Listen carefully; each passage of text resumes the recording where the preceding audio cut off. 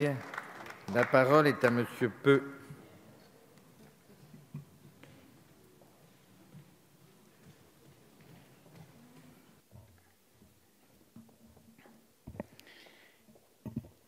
Monsieur le Président, Madame la Ministre, Monsieur le Vice-président de la Commission des lois, Monsieur le rapporteur, chers collègues.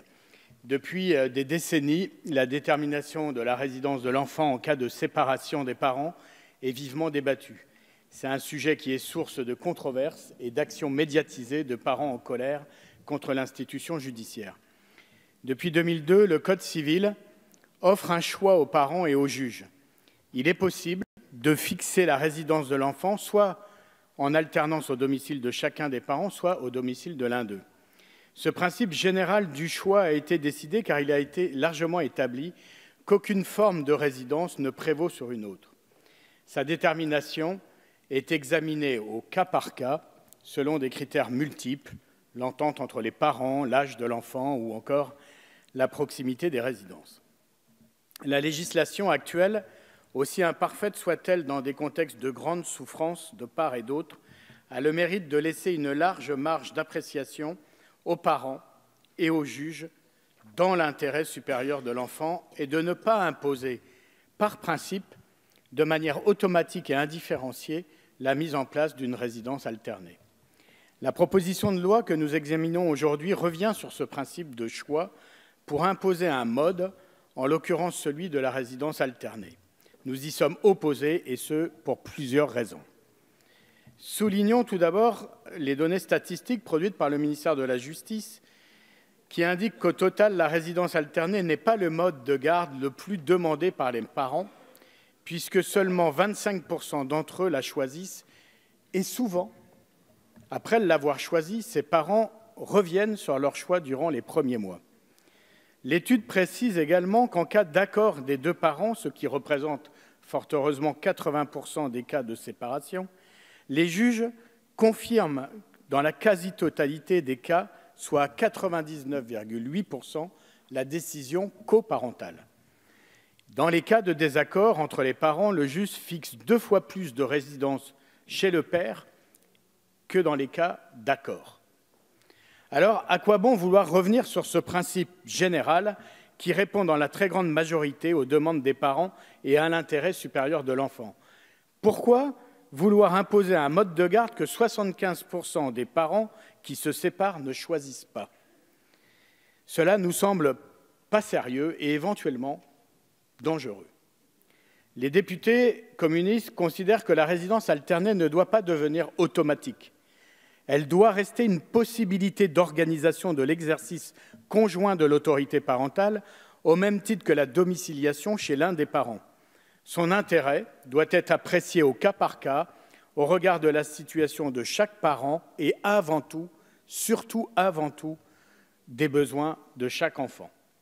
Or, il est très difficile, dans des cas de séparation des parents, de déterminer a priori si l'enfant a intérêt à vivre en alternance chez ses deux parents ou en priorité chez l'un d'eux. L'intérêt de l'enfant impose la prise en compte de la situation dans toute sa complexité, dans les moindres détails. Des pédopsychiatres, des psychologues, des psychiatres ont récemment fait part dans un texte adressé aux députés de leur grande inquiétude concernant cette proposition de loi. Ces professionnels de l'enfance mettent en garde en particulier contre les risques de troubles chez les enfants âgés de moins de 6 ans.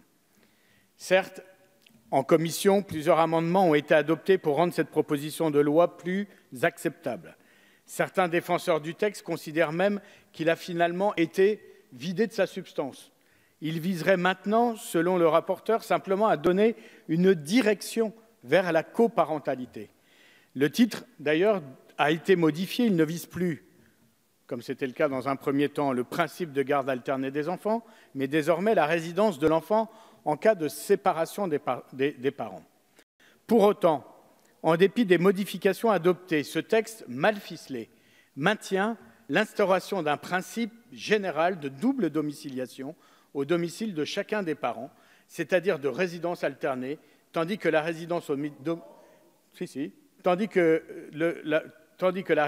domicile de l'un des parents devient l'exception. En cas d'opposition entre les parents, proposer proposer cette solution ne ferait que multiplier les occasions de conflit et générerait des situations particulièrement dangereuses pour les femmes et pour les enfants. Enfin, je voudrais souligner que le fait d'ériger en principe la double domiciliation aura des conséquences sur les ressources économiques du foyer, en particulier s'agissant du partage des pensions alimentaires et des allocations familiales.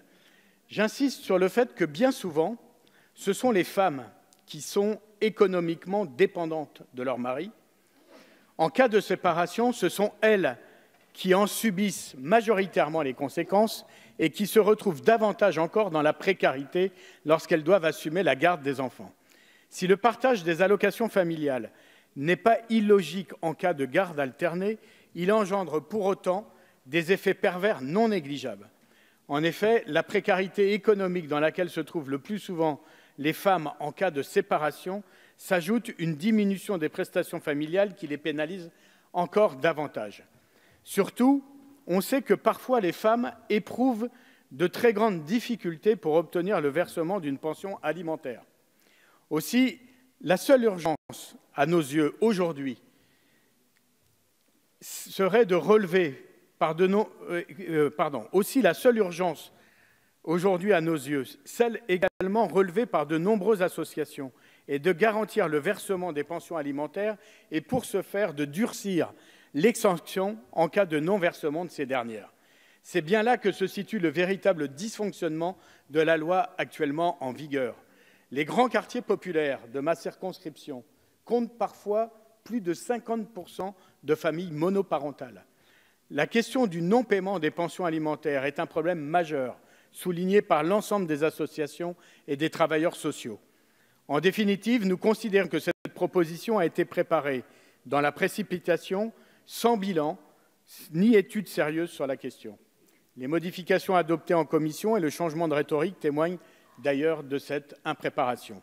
Cette proposition de loi qui se veut symbolique, destinée à traduire l'égalité des parents, vise aussi, comme le souligne l'exposé des motifs, à moderniser le droit de la famille, à raccourcir les procédures et à les raréfier afin d'alléger d'autant les tribunaux actuellement en surcharge.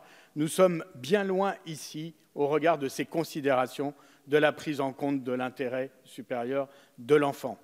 Surtout, il convient de souligner que l'exercice de l'autorité parentale n'implique pas la résidence alternée et que la coparentalité ne se décrète pas après séparation. Des parents qui n'ont jamais véritablement exercé conjointement l'autorité parentale pendant leur vie commune ne trouveront certainement pas dans la résidence alternée la solution miracle à la coparentalité, laquelle est un devoir avant d'être un droit. Pour toutes ces raisons, les députés communistes voteront contre cette proposition de loi. Merci, mon cher collègue.